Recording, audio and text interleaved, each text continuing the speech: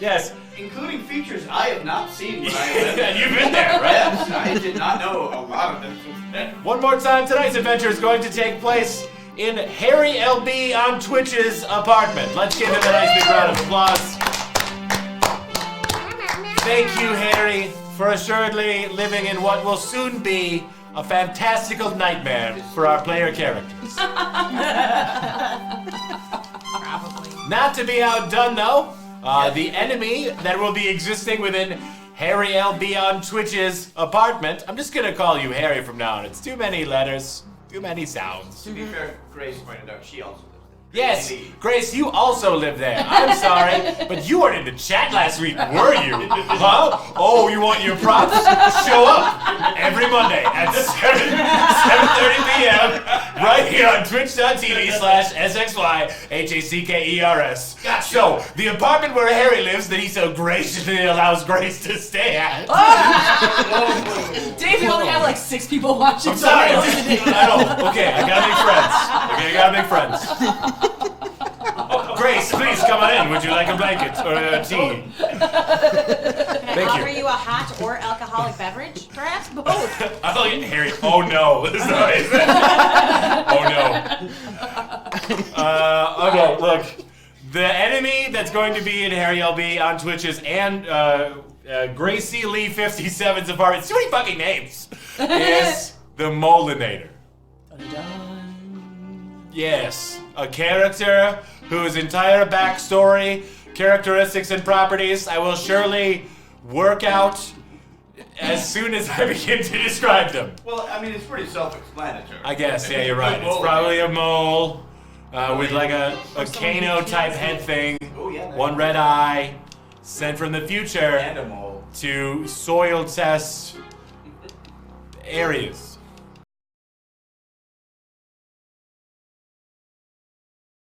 Blame! This is a great stuff. It's clean. The Vox Elder says, all this land could be yours. Do not let us down, for the Council of Elder Box Bugs must find a new home for the coming winter. With that, I take my leave of you. He throws a smoke bomb on the ground.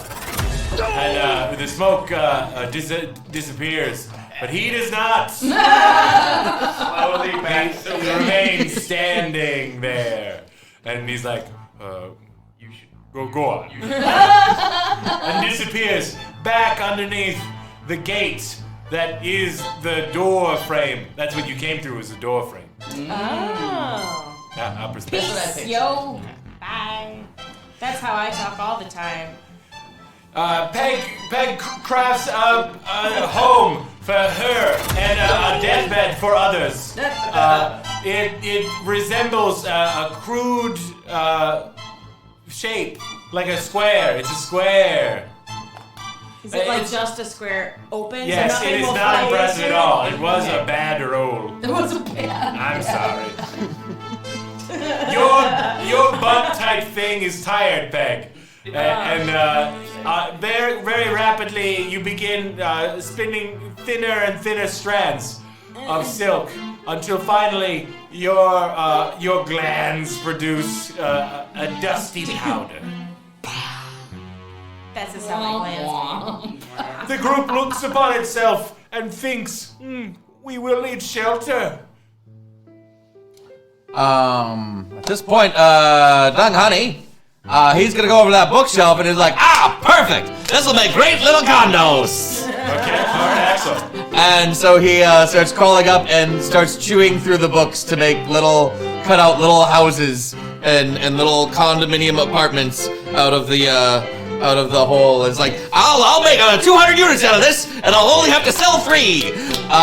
Dung Honey rapidly begins climbing. I appreciate your momentum, but I need to. He's got a little vest. Yeah, I like that. Definitely a little vest. Maybe a monocle or something. And a bowler hat. Yeah. A little vest and a bowler hat, and 6 little spats. Yeah. He's every Firefly bad guy on the civilian worlds. You know that guy. You know what I'm talking about. Yeah. What do you mean? It's not me. It's not me doing the thing. Alright. Doug Honey tries to climb the bookshelf using his incredible bug powers. He does that, but slowly, as he is a beetle. Not the fastest bug, but one that is determined. That's what they say about beetles, in case you didn't know. You can't keep a beetle down. Oh, that's true. You climb to the second floor of the bookshelf, finding the notes that I have somehow closed on my phone but desperately need. Within said bookshelf, did you climb the short one or the tall one? Oh, well, the short one, of course. Excellent. You find yourself looking at the spine of a classic Roald Dahl book, James and the Giant Peach. Hey, I'm gonna make houses out of this book! How ironic! And I start digging into the book. Doug Honey gets to work, using his powerful mandibular proboscis. That doesn't track. He makes a hole on the inside of the book while it stands, but it hollows out portions. He makes a lovely little place for him to live, and perhaps 4 other bugs.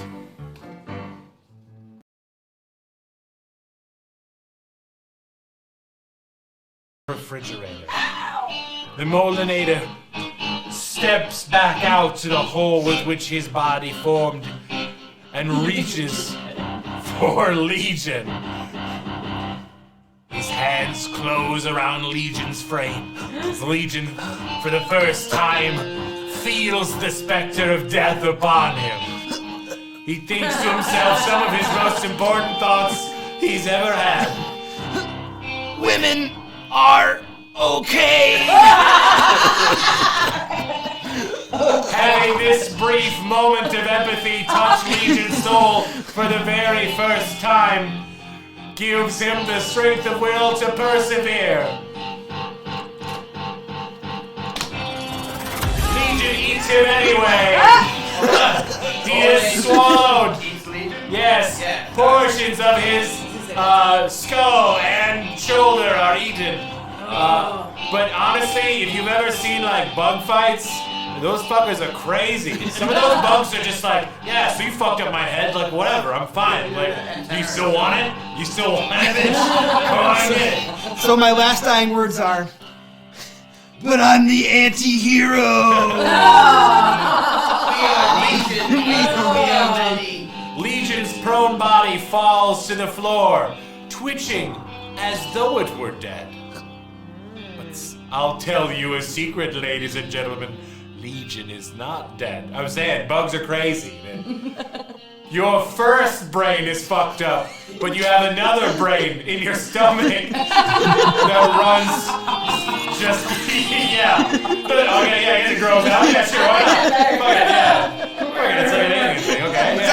Yeah. Your other brain pops out of your stomach and replaces the bug's brain. He was Legion the Grey. Yeah. Now he is Legion the White. Hey everybody. Tell me your name, Bugmaster, and I can tell you why. My name's Turtle. Turtle appears wearing the same shape and form as Legion, but something's different about him. We're just all one, man. We're all one. Just can you feel the love?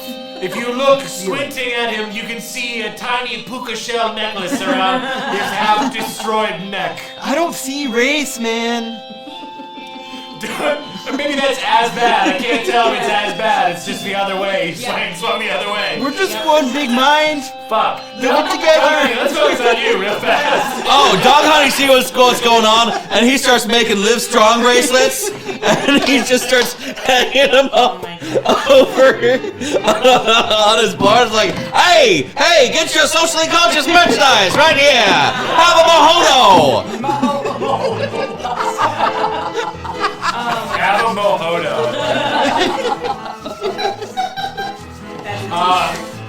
You set up shop. For some reason, aphids begin to trundle up. They're tiny and very easy to make drinks for. All they require is the nutrients.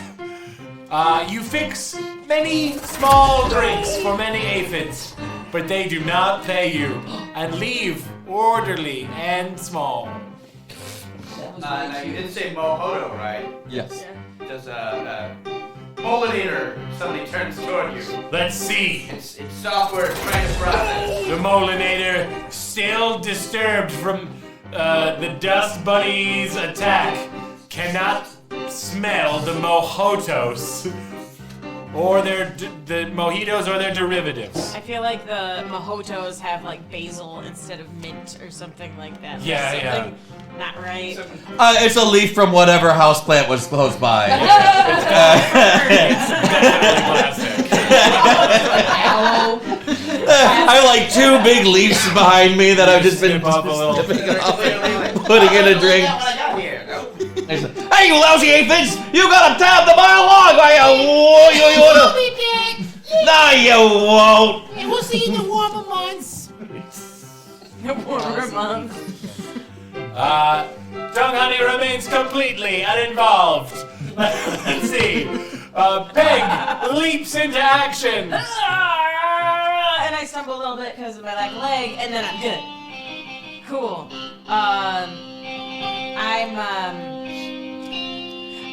I'm leaping into action to help my buddy, my friend, who's all crumpled in a pile. Uh-huh. I'm gonna try and spin, I'll be like, this is cool, don't worry about it. And I'm spinning her some casts for her legs. I'm gonna save your leg! No one did that for me! Peg tries to save a leg because she knows what it's like to lose a limb, and she doesn't want to lose a friend. Aww.